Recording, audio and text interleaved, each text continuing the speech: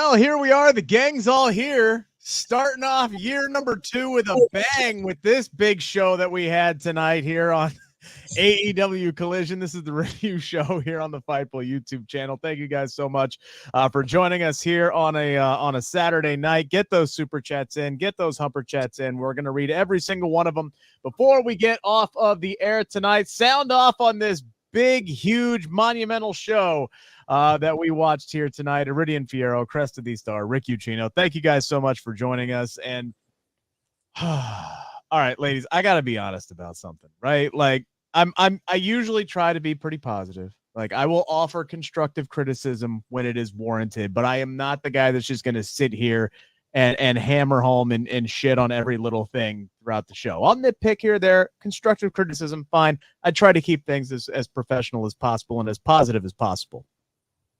Yeah, tonight was a slog. Tonight was an absolute challenge. Not that anything on this show was extraordinarily bad. Like I was just struggling to find anything that I cared about, honestly, or something that mattered in the grand scheme of things. I was hoping for a little bit more tonight. I was left severely wanting. What did y'all think overall before we start diving into things here a little bit, Iridian? I'm kind of on the same page as you are. I wasn't truly invested in most of the matches, and there's nothing wrong with that. I just felt like it wasn't the best show we've seen. It's also not the worst show we've seen. So for me, it was kind of like in the middle. I was talking a little bit about, before we started streaming, that I genuinely have never had this amount of notes in terms of it only being one page. I usually do 2 pages, 2.5 pages. There's so much for me to say. And here I'm just like, this show was just not it for me, but it could have just been me. Maybe the crowd, maybe our Fightful Collision Cowboys feel differently. Cresta, what do you feel? Yeah, the queen of transparency, just coming in strong. Lay it down for us. Rain Man today, just want to be different. Cool, out cool. Honestly, like we said on the crossover, well, there's no crossover here. I have something positive to say about everything. I enjoyed it. I don't know, it's just me. Maybe Cresta is just a positive person. I have something literally positive to say about every match, even the Jericho learning tree. You've managed to make Jeffrey Jarrett sympathetic. Come on now. Yeah. Come on now. real quick before we get started, can you do a "You Can't See Me" for me? Oh my God. John Cena don't sue me, but Yo, Kate, if you're watching, that's something to clip for the Twitch channel or whatever it is that that we're sending clips to these days. Ooh, all right. It's so funny. Thank you guys so much for tuning in with us. We're going to run down everything on the show. Get your super chats in. Get those humper chats in.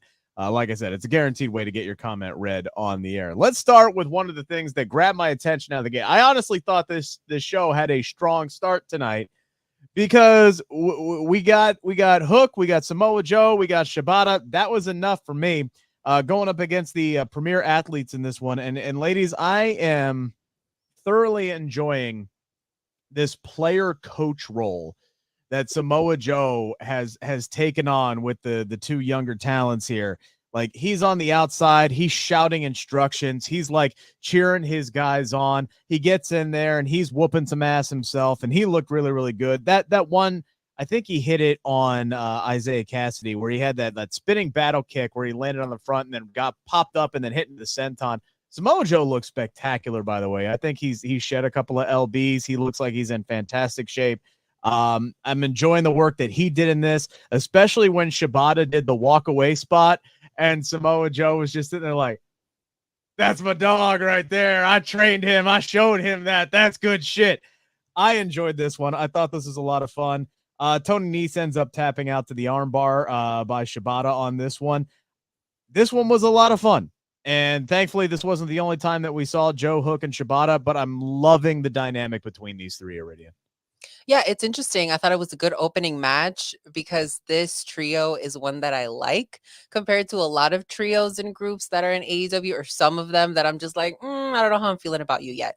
But I do like Shibata Hook and Samoa Joe working together. I think it's different, it's interesting, and hopefully they keep going with this trio and possibly they could go towards the trios championships. I don't know. That's just me. But I really like them as a group. I thought it was really, really cool seeing them. And it was nice that they opened up the show because I'm like, all right, compared to the other matches and the other things that happened on the show, this was one that I really, really liked. What about you, Cresta? I too enjoyed this. That Samoa Joe spot when Shibata walked away, he was like, I know that guy. I did. I thought that was so cute. Also, too, I do really enjoy Hook and Samoa Joe talking about the most random stuff before they go commit the most violent act. Like, Yes. seriously? Yes, Like, and credit to Nigel because he brought up the Tarantino thing that Alex brought up like on Twitter almost like immediately after it happened. It's very Vincent and Jules from Pulp Fiction. It's or Sam even Training Day, bro. Like, to me, it's giving totally Training Day. I also want to say that this match set up Nigel McGuinness for being, no, I'm sorry. It set up Tony Schiavone for being low-key the biggest hater of the night. Tony Schiavone said, Mark Sterling will make you hate his team just by him being out there.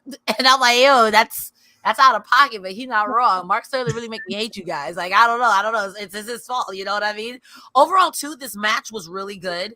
I don't know what we do with the premier athletes. Maybe we're just using them right now for what they are. They look great. They look like they should be winning stuff. That being said, I would be interested to see what a House of Black, Samosa Joseph, Hookerini, and Mr. Katsuyori Shibata look like together in a trios for serious. You know what I mean?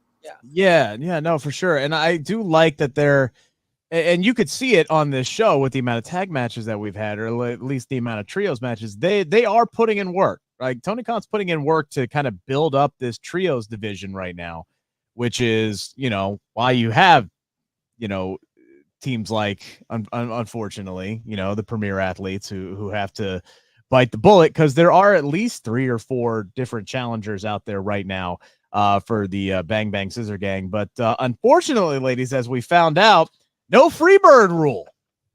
Who on God's green earth decided this shit? No Freebird rule for Juice Robinson. So the Bang Bang Scissor, not the Scissor Gang, excuse me. The Bang Bang Gang are backstage. They're mad that Juice can't defend the Trios Championships, the Unified Trios Championships.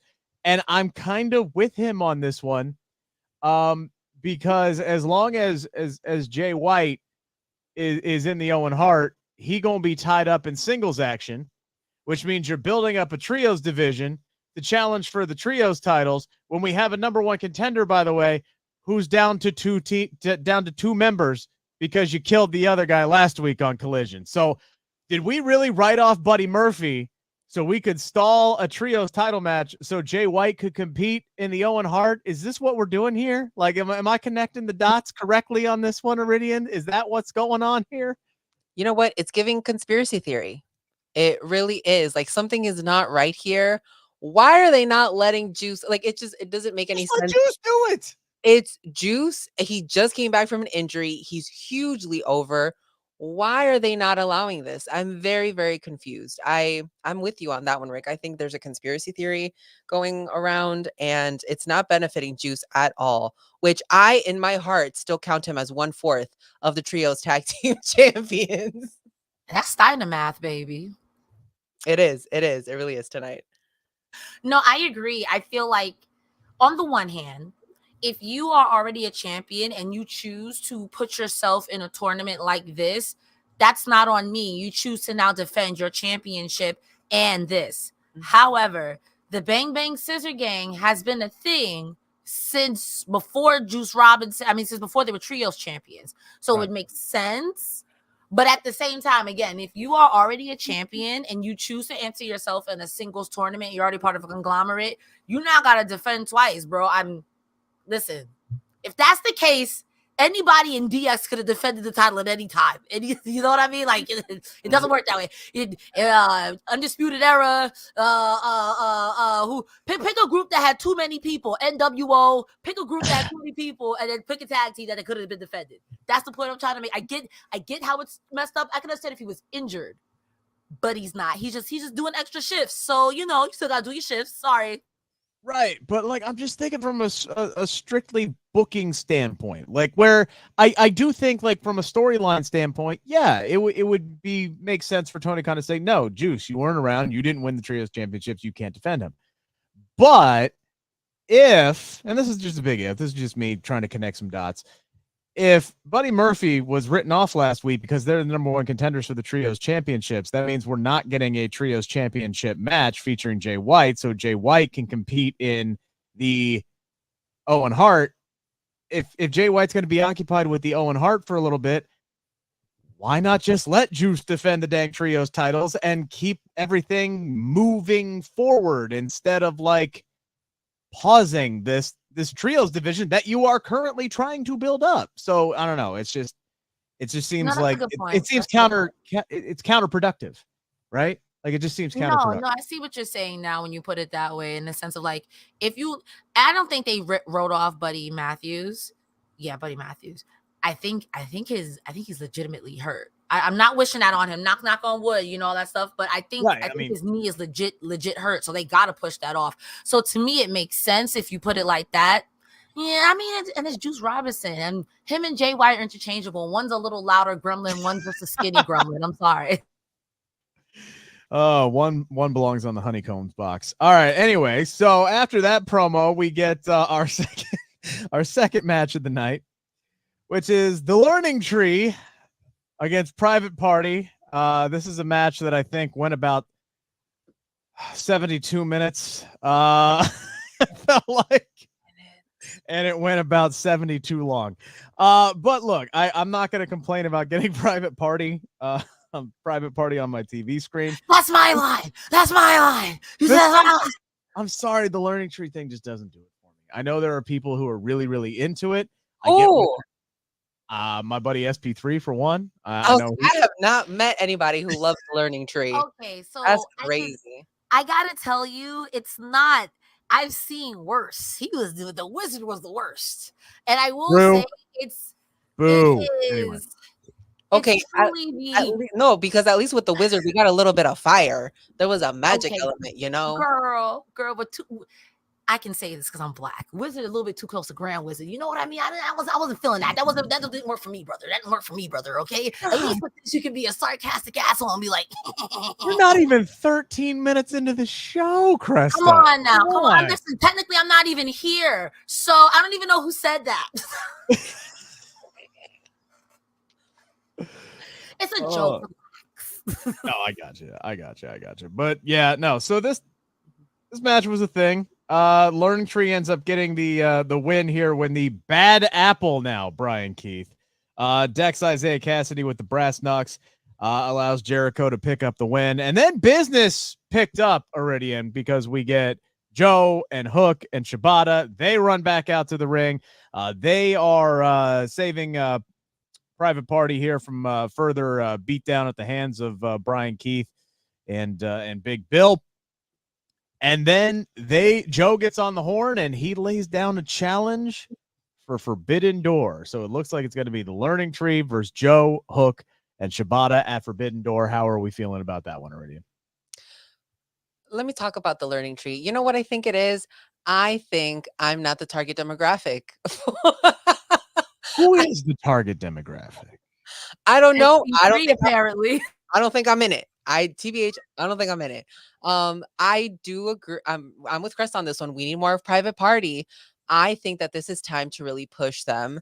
I believe that they could have some really, really great matches with Top Flight. They're both so young. I think those two teams could be the Hardys and the Edge and Christian of AEW. Like these guys, they're still so young and they have so much that they can do. And I feel like in the next 5 years, we are going to see, we're going to think of them completely different. But I do love anytime that they're on the screen.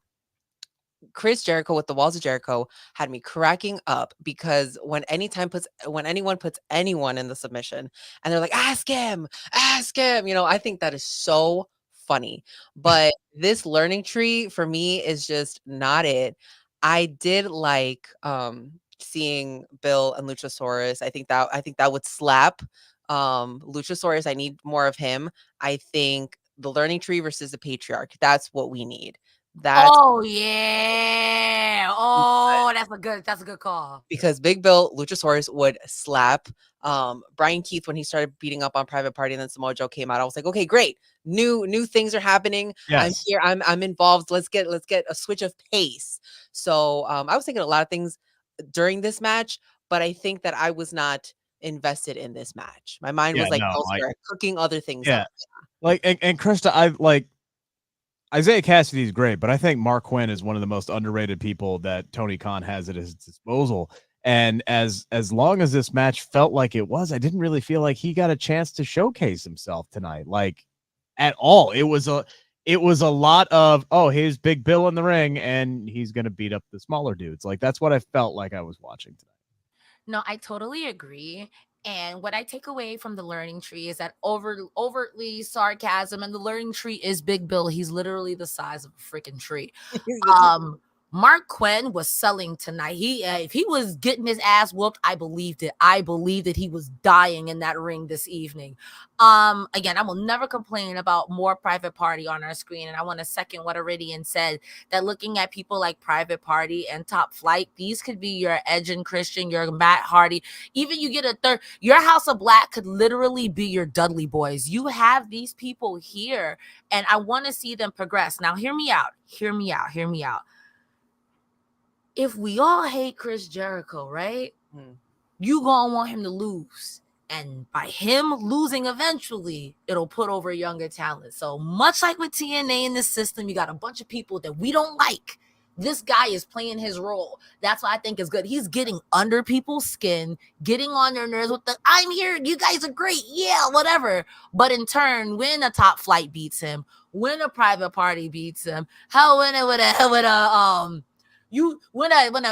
the boys beat him, we'd still be okay with it. You know what I mean? And we'd be like, you know what? I'm here for this. I like this. I'm now the FTW champion is no longer in the vice grip by this guy. So I don't hate it because I see the long-term vision. And I know I'm the only one who don't hate it. I look, you got to give credit where it's due there, right? We're supposed to hate it. He's a heel. Like, it's a heel group. Okay. We're not supposed to enjoy it. And that's why I want to see Samoa Joe and Hook stomp these three dudes out, and Shibata stomp this just like everybody's getting murdered over on the other show now. Can we just commit murder now? Like, can we pretend like this is TNA and we can, throw the tree and a wood chipper and, eat the apple and, do whatever we got to do to Big Bill? Can we just go that direction? Is there any more puns I can throw out there? I have to fight for TNA's life, but it's not wrong. Like you say, throw him in a wood chipper. Like, yeah, they would set him on fire. Put this one on, eat an apple. Yeah, somebody would eat him. Like every day, I gotta fight for my life on this app. Oh boy! All right, Iridian. What did we think of Okada versus Ultimo Guerrero? That was our next match on the show. This was a sigh of relief for me. When that coin dropped, I said, thank God we are getting Okada. I'm ready for it. I'm here for it. And I don't look at what the card is for the night before Collision starts. So all of these matches, I'm always surprised by. I'm like, oh, awesome, great. Ultimo Guerrero's coming out. I believe they said he was from Gomez Palacio, which is from where Andrade is. And I said, lovely, great. The same kind of style. That's what we're getting, lucha. And Okada, I was like, sir, you are not going as hard as I thought you were going to go. And Ultimo Guerrero, I felt like he was like taking it seriously. He's like, all right, like I'm going to prove a point here. And then we get to the end of the match and Okada rips this man's mask off. And I said, oh, Okada, you are a true heel right now. This is not you. This is not your personality. What is going on right now, sir? But that I was like, okay, I'm here for it. I thought this was a good match. Cresta? I agree that sorry, Ultimo Guerrero was the only one taking that match serious. Every time Okada would do something and then would go to hard cam and just lean on the camera on the ropes like this, I'm like, yo, okay, stop it. You've been hanging out with Matthew and Nicholas too long. Too much. You're better than this. When he took off this man's mask, it's like, oh, you healing it up for real. It tracks, but it's one of those things where you want to be like, Okada, I know you're better than this. Stop hanging out with those thugs, Okada.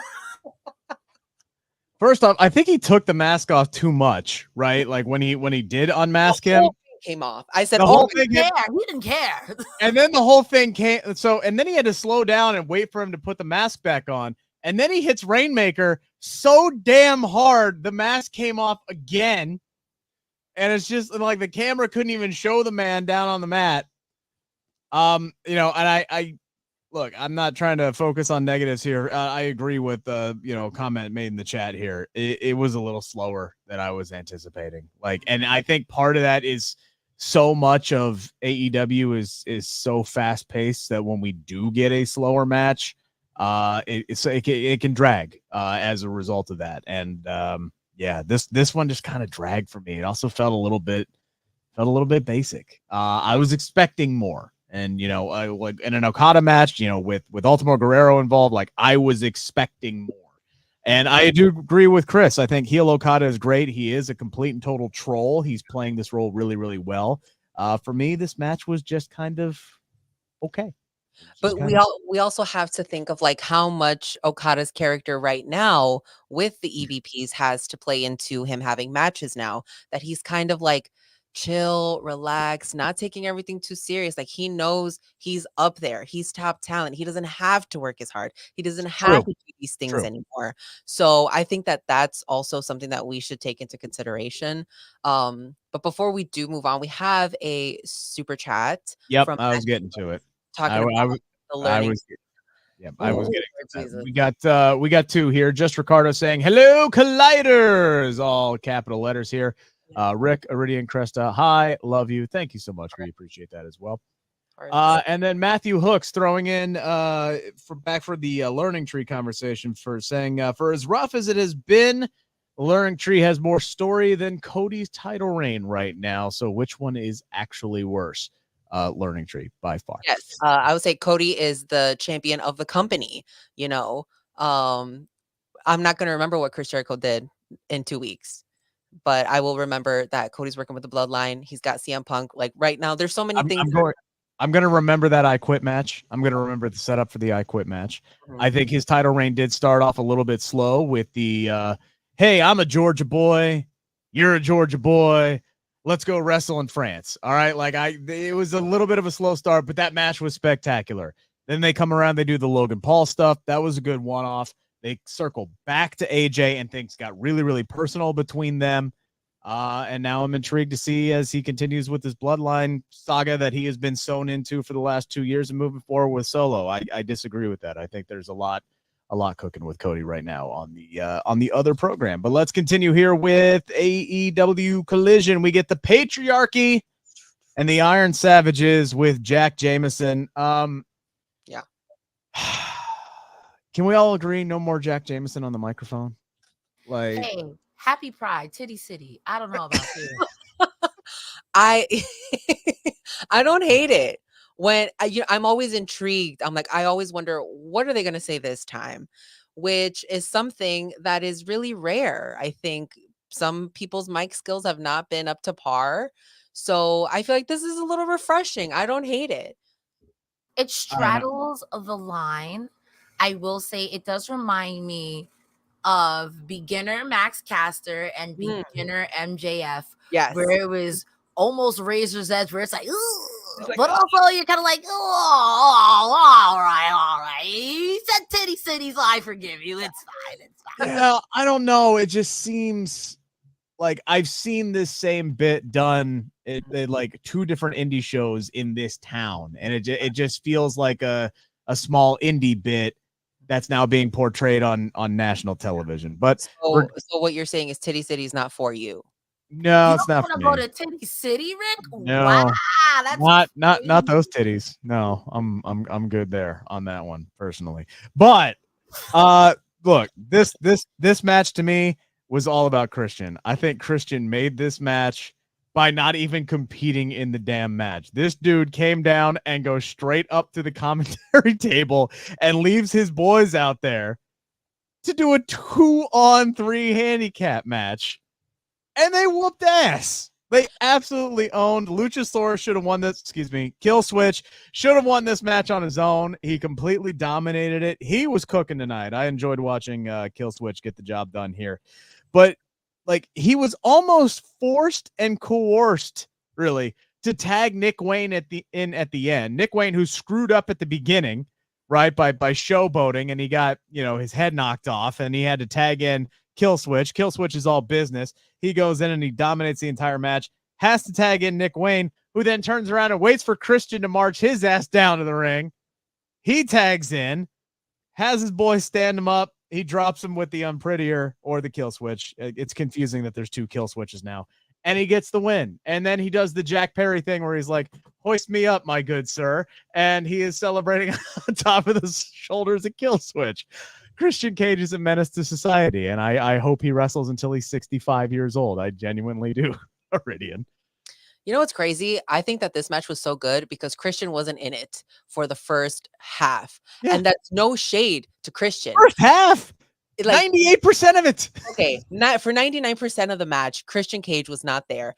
And I think that's why it was so good. We got to see Nick Wayne cook. We got to see Luchasaurus in there fighting with big, meaty men. Like, this is what we've been wanting to see. And the fact that Christian went immediately to commentary and Nigel was ready, standing up, clapping, giving an ovation. He said, finally, he got up and gave his seat to Mama Wayne. I was like, okay, chivalry is not dead. I don't care what anybody says. Nigel got up, let that woman sit down. And he was like, what was he talking about? Like, oh, you wouldn't know anything. Or a Christian was saying that maybe, women like men who are confident, Shivani. And you would know that if you had a woman. Like, so it was damn. Said you would know how it feels. Something about being a father. You had 5 chances at it. I was like, Nigel, you about to go one-on-one with Tony Schiavone, bro. This was so crazy. Nigel was ruthless tonight. He gave Mama Wayne a kiss on each cheek. He was like, here you go. Like, have my seat. Insane. Full clownery from Nigel tonight. But I'm really glad that we got to see Nick Wayne and Luchasaurus because these are the guys that we know can have fantastic matches if given the opportunity. I feel like going forward, they need to do this more because I'm like, it does make sense. You can have 2-on-3 because these guys can, would make up like 3 people. Technically, I feel like Luchasaurus makes up like 3 people by himself. So I thought this was really, really good. And it was just also highlighted by Nigel on commentary. It was good. Yeah, look, Cresta, when Christian Cage does absolutely nothing but then takes all the credit, like when Luchasaurus, like a year ago when Luchasaurus won the TNT championship and then it's Christian hoisting it up, didn't even let the man touch the belt. The savagery of it. I love him. I love him so much. This dinosaur is ready to snap. If I'm this dinosaur, and even if I got 2 brain cells, they're right now competing for supremacy. Should I bite him or should I bite him? Should I bite him or should I bite him? I feel like they have been teasing the tension between these two for a year almost at this point. Like, it's been a long time coming. Like, people want to complain about the slow burn with Otis and Chad Gable. This has been 10 times as longer. I want to even say this harkens back to MJF and Wardlow. After a while, we were like, all right, when is this going to happen? Mm-hmm. Also, I want to highlight how we have 2 identical matches back to back, if you want to get technical, an enhancement and then a generational talent with 2 younger guys, and how one was treated with more story and respect than the other. How Chris Jericho was actually in the last match, and in this match, we're like, Christian Cage didn't even wrestle, and we're not even complaining about that. We felt that enhanced it. I think that if we take a comparison, just for the sake of saying something positive, because, I'm transparent today. I'm sorry for the bad joke. But I think that they could benefit from learning more from one another, because I think there is something there with the learning tree, with the sarcasm, that overt, I'm here to help, just like I'm father of the year. These are my children. It's very Nicki Minaj, you bitches are my sons, go sit on the potty. You can do it for one, you can do it for the other. And I think it's completely, look at tonight. This man wrestled not a nan thing, came in there, did this man's finisher move, Chelsea Green's move, this dinosaur's name, and then forgot to almost tag Nick Wayne for the pin. The worst. He's the worst dad. Like, I would rather you go for cigarettes and not come back. Oh my goodness. But these three got to win the trios titles at some point, right? Like, I don't know. That's when Kill Switch turns on him. When you face House of Black and the Dinos had it. The Dinos Mick had it. Maybe. I'd say the only thing that I can't stand about this is the consistent insistence on Christian's part that winning the trios titles is somehow, some way going to help him get to the AEW World Championship.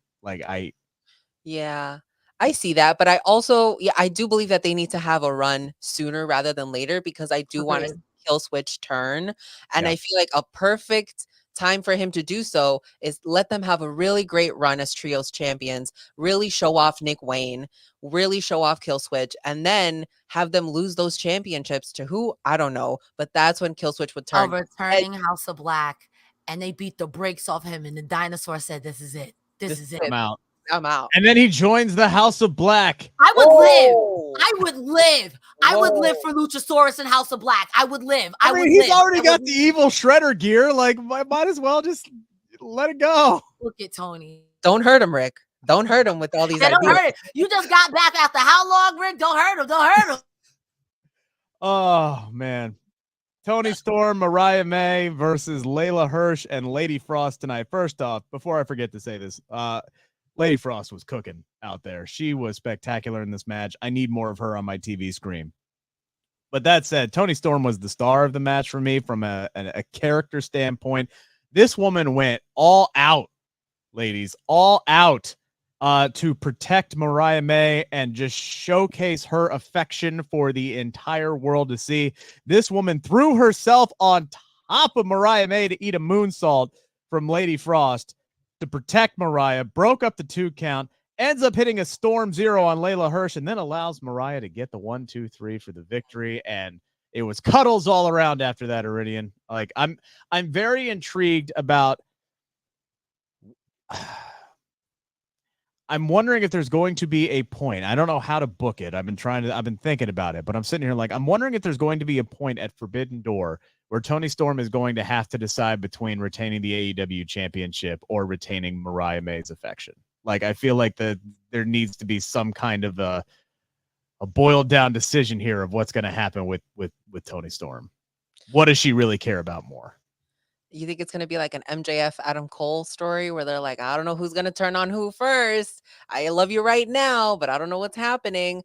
I feel like Toni is really trying to win over Mariah's affection, like proving to her that she's like, okay, I really do appreciate you as a friend, as an admirer, as an athlete, you know, because Mariah's attention has also been elsewhere lately. Someone else is also trying to get her attention. So Tony's like, wait. If she leaves, I'm not really going to have anybody to protect me, to defend me, to fight my battles for me. So I think sooner rather than later, Mariah's not going to pick Toni.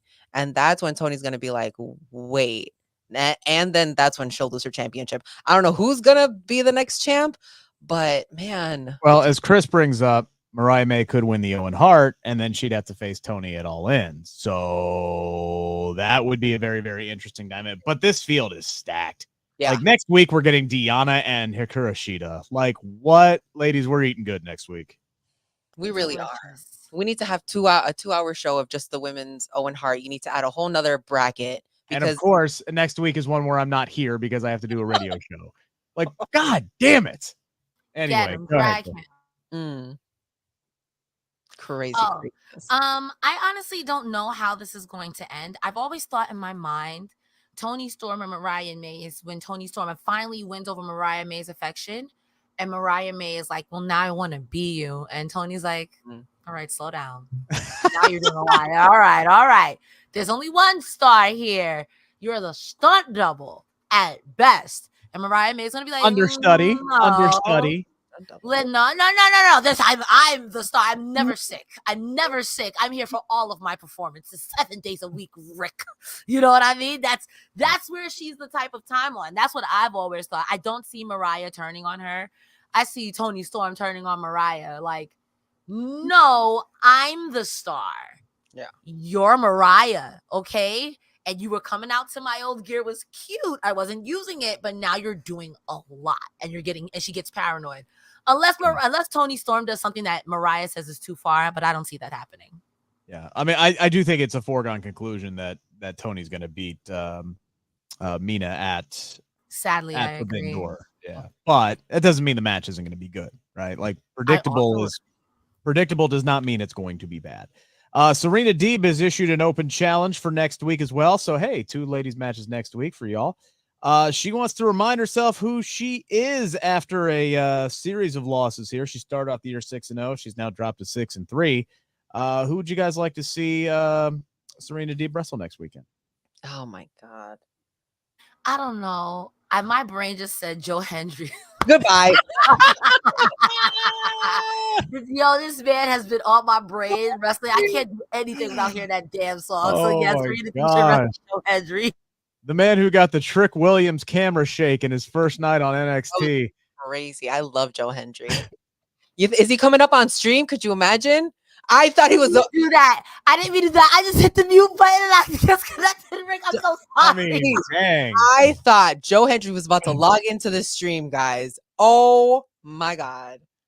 We should have set that up beforehand. We should have tried to work on that, Anywho. But. I'm so sorry. I said Camille Brick, but I know that's not gonna happen. No.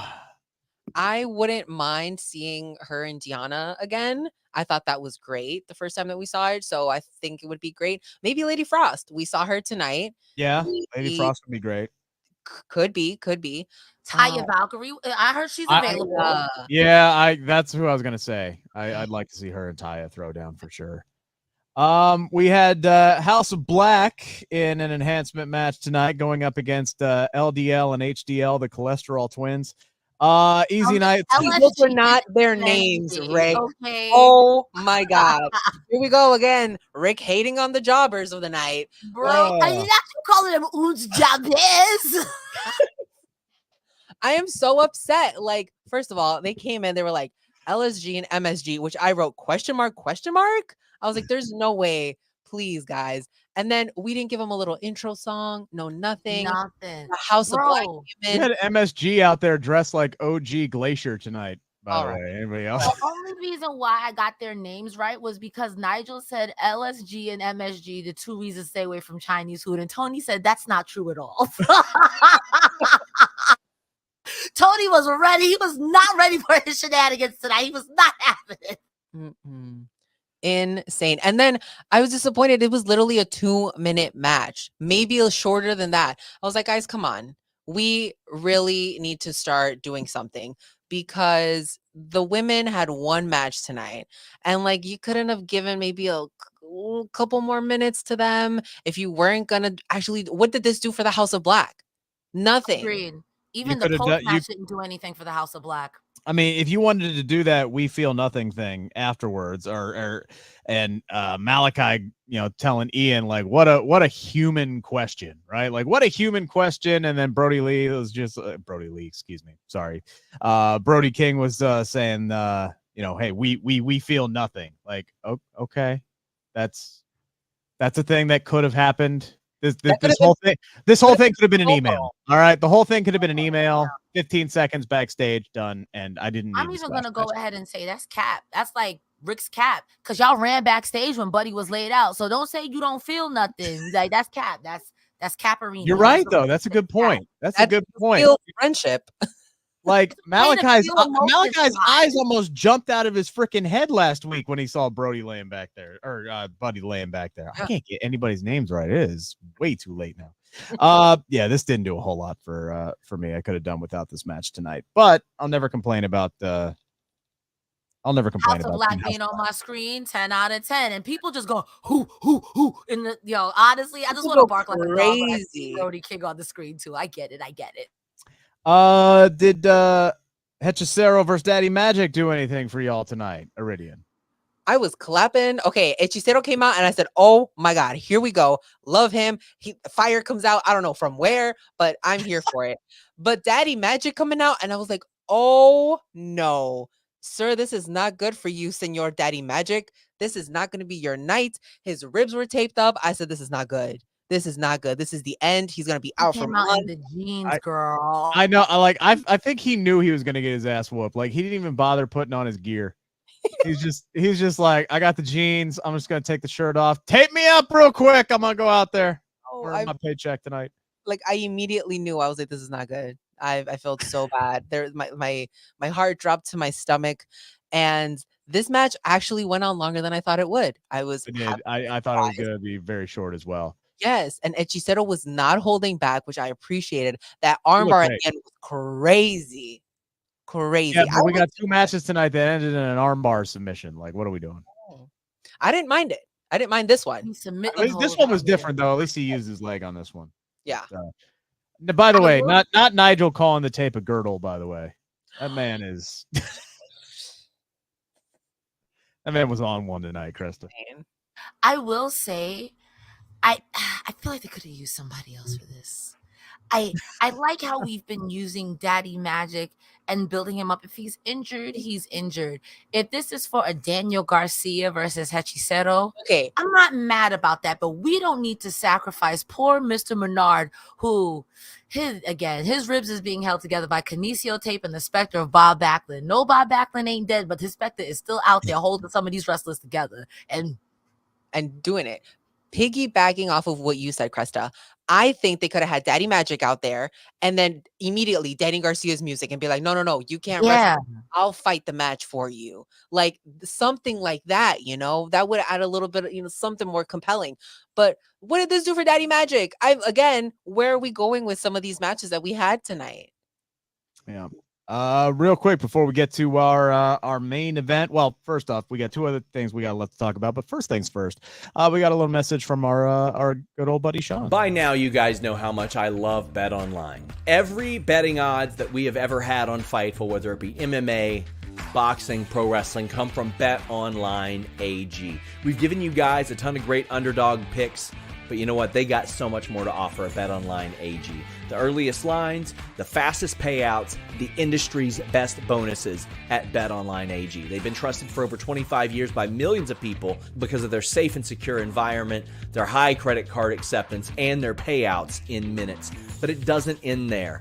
Baseball, basketball, fighting, soccer, or football, whatever you want to call it, BetOnline has you covered. Not just that, incredible games. Blackjack, roulette, Golden Dragon, Inferno.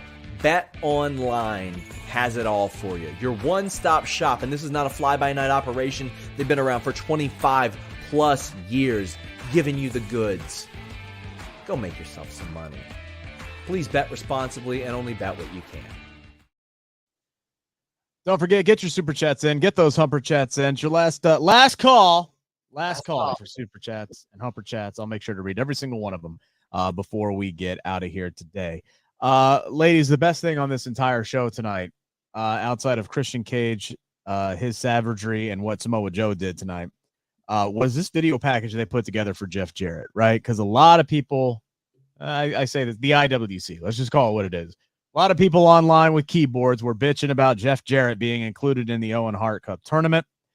And so they put together this beautiful video package of Double J talking about why this is so important to him, how reminding folks how close he was to Owen Hart, how close he was to his family, brought up, even his friendship with Toby Keith and made that work here, saying, look, he knows he's not as good as he used to be, right? He's not making, he's not going to come out there and say that he's still the greatest and he can still go the way that he used to, but he feels like he can string 3 matches together, good matches together, as best as he's ever had, come up with 3 wins and win the Owen Hart, which would mean more to him than any of his 12 world championships. And you could genuinely tell how much this meant to him.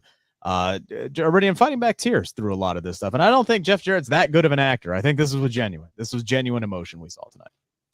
I think this is the first time that I've seen something that Jeff Jarrett's been in. And mind you, I have seen very minimal of Jeff Jarrett besides what has been in AEW. But I'm like, oh, wow, this is great to see. This is something different. This is kind of what I've been waiting for. I haven't been able to make a connection to Jeff Jarrett until right now, until tonight's promo. And I think this is what a lot of people have been missing from Jeff Jarrett and his crew in general, is something to connect to. And now we're like, oh, okay, I see it. Start giving us more of these promos. Tell us that really tell us who he is, that why he's wrestling, you know, who is Jeff Jarrett? Like, we need to see more of this side of Jeff Jarrett, because I think sometimes, you know, we get lost in the sauce of like, oh, this faction, I don't really like it, or, you know, what are they doing? But this was something that a lot of people can't do in wrestling, and it's like, make a connection. So this is rare. And I think that he did a great job tonight. I really liked the promo. Cresta, what did you think? I had said this before we went on air, and I think that something AEW excels at is making tournaments feel very important. Yes. And this added a layer to it. And it's easy, like you said, it's easy to get lost in the sauce, especially with people who are really good heels. MJF, Jeff Jarrett, Jay Lethal, hell, even people like people who you just, Randy Orton to an extent, people who you just hate because they're scumbags. You can forget that these are human beings.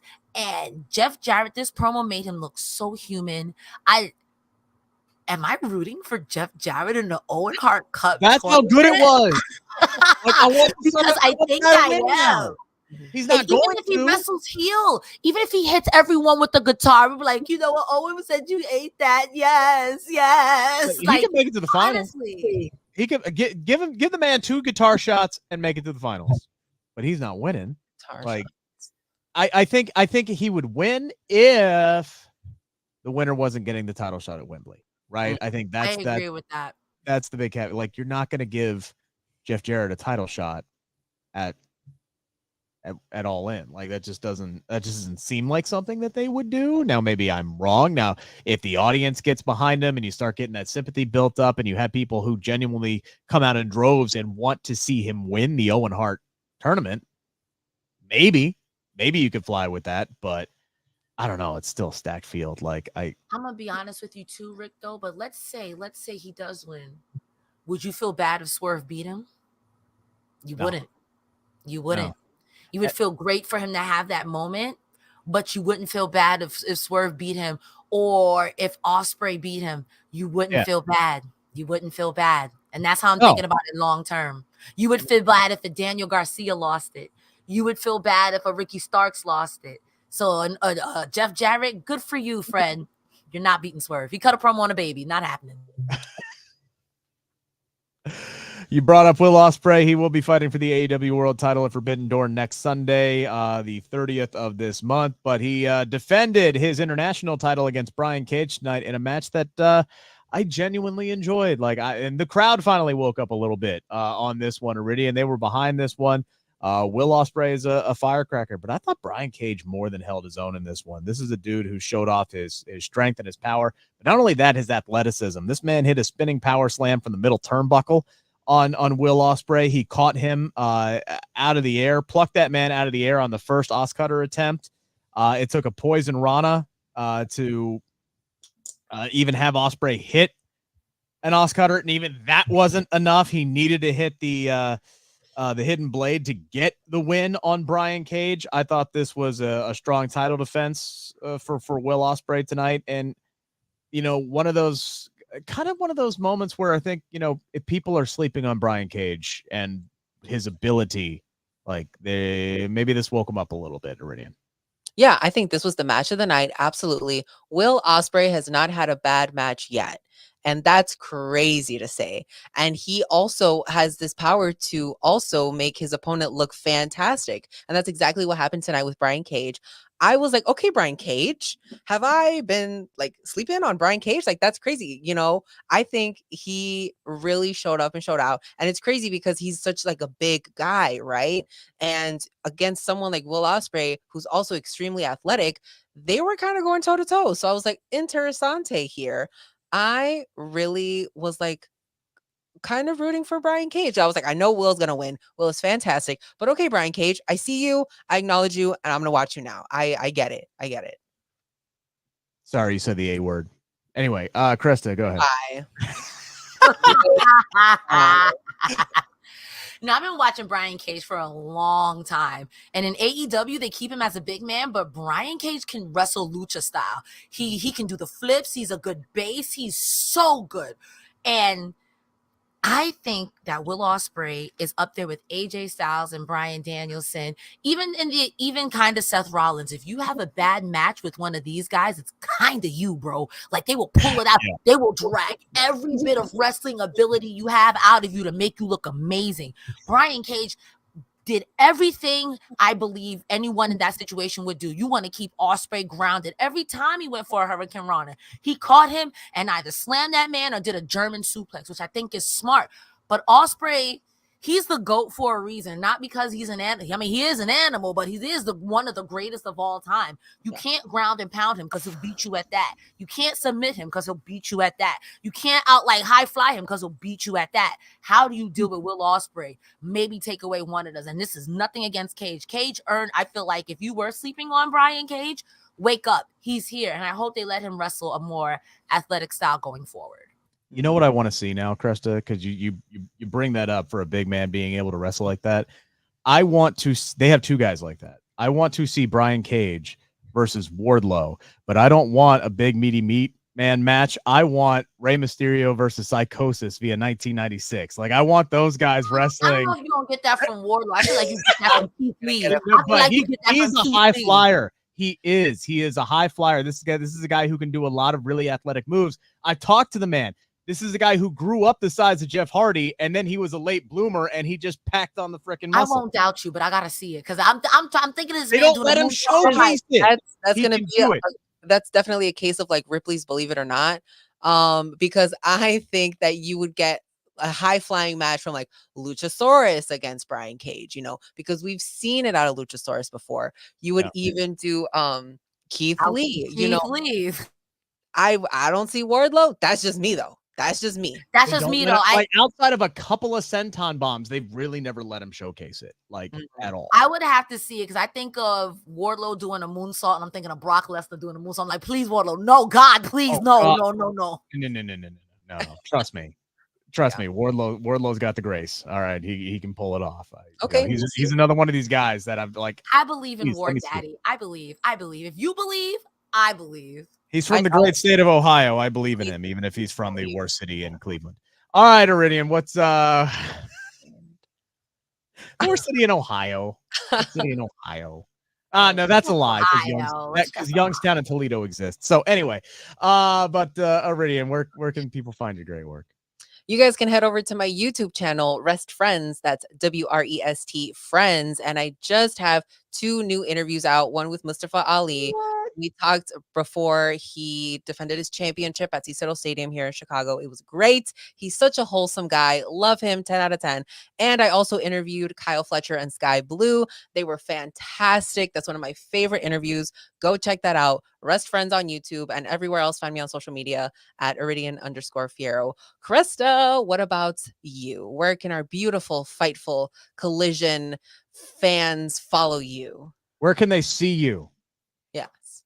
Not in Sean's basement currently. So no, every Thursday I'm here with Joel Pearl. We go over all things TNA Impact. Sometimes I'm here on Fridays when we have a TNA Impact show, or their pay-per-view, I should say. Every Saturday I'm here colliding with Rick and Iridian, or some cast of fancy characters. We're here sometimes and sometimes we're not. You can find me every Wednesday now. I'm back streaming consistently on either TikTok or Twitch. And if you're really lucky, on Mondays in Brooklyn, you can see me in drag watching or watch along for WWE. But Rick, what do you got going on? I cover wrestling for multiple different platforms. One of them is SB Nation, CageSideSeats.com. And over the course of the next 2 weeks, nothing's nailed down yet. I wish I could tell you who, but I should be talking to somebody from WWE and somebody from AEW for both Forbidden Door and Money in the Bank. So those are going to be coming up, so you can check out, follow me, one-stop shop here at Rick Ucchino on X, Twitter, whatever you want to call it, plus Instagram as well. Working on a cookbook, so if you like food porn, I tend to put some stuff out there. So there you go. There are reasons to follow me, I think. So there's reasons to follow all of us. We're really fantastic. Also, I'll be at Forbidden Door If you see me, buy me an alcoholic beverage. I promise you I'm 21. I'll be soliciting the Fightful fan. Also, subscribe to Fightful, the best $5 in the business. Yes. All right. Are Well, we Says yep. he's also going to be at Forbidden Door. Okay, Look at now. that. Look at that. Drew will buy you a drink. Drew will I'll buy buy you a Drew beer. a drink. We're gonna fight. We're gonna fight each other over a drink. The Fightful fight at A Forbidden Fightful Door. fight. Right All before Forbidden Door, the true Forbidden Door. I think next week's show is going to be significantly better put together than this one tonight. I think there's going to be some more stakes. There's going to be maybe a little bit more star power on the eve before Forbidden Door. Cresta and Iridian, I do believe, will be here next week to run it all down for you. I got a radio show to do here in Cincinnati, but I'll be back the following week. I'll see y'all in July. You'll see these two lovely ladies next weekend. God, it's almost July already. Jesus, this year's flying by. Enjoy the rest of your weekend, everybody. Have a great one.